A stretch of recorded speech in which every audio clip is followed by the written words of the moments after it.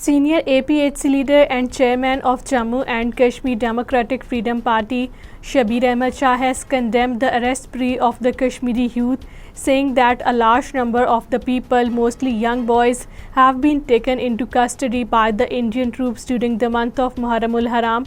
Shabbir Shah, in a message from Tihar jail, said the RSS-influenced regime led by the Modi must bear in mind that it cannot suppress the Kashmiri Muslims by using such tactics.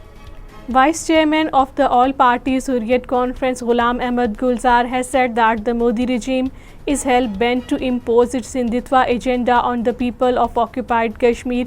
Ghulam Ahmad Gulzar, in a statement issued in Srinagar, said the ban on Eid prayers, locking of the Grand Mosque in Srinagar and other historical mosques, stopping the people from offering prayers and forcing the Muslims to chant the Hindu slogans clearly indicate the saffronization of the occupied Kashmir.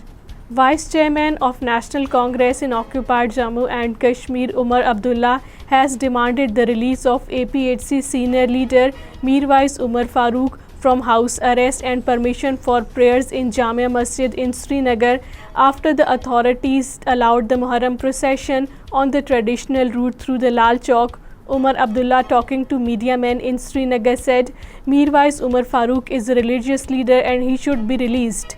Civil society and human rights activists have said that there is a need for an open debate about the persons who have been subjected to custodial disappearances in the last 34 years in the occupied Kashmir. The civil society and human rights activists, in a statement after meeting the relatives of the disappeared persons in Srinagar, Pulwama, Islamabad, Kulgam, Baramulla, Kupwara, Bandipora and other districts, said the families of the victims are under distress conditions.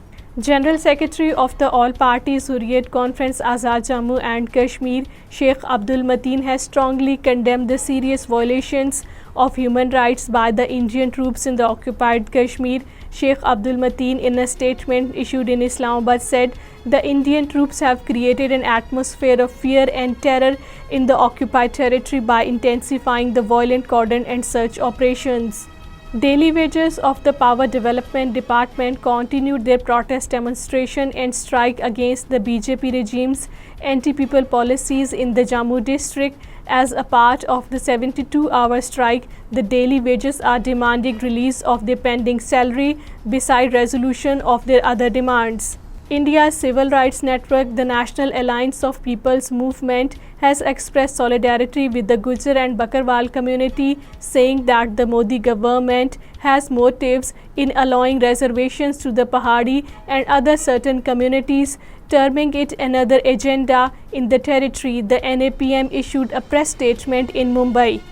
Former Maharashtra Chief Minister Uday Thackeray launched an attack on the BJP-led government, criticizing its handling of the situation in Jammu and Kashmir after the removal of Article 370 of the Indian Constitution, which gives special status to its people. Uday Thackeray, in a media interview in Mumbai, expressed serious concern over the prevailing situation in the territory. Pakistan has condemned the remarks made by the Indian Defence Minister Rajnath Singh in Ladakh, boosting the readiness to cross the line of control. Foreign Office spokesperson Mumtaz Zahra Baloch, in a statement in Islamabad, condemned the remarks.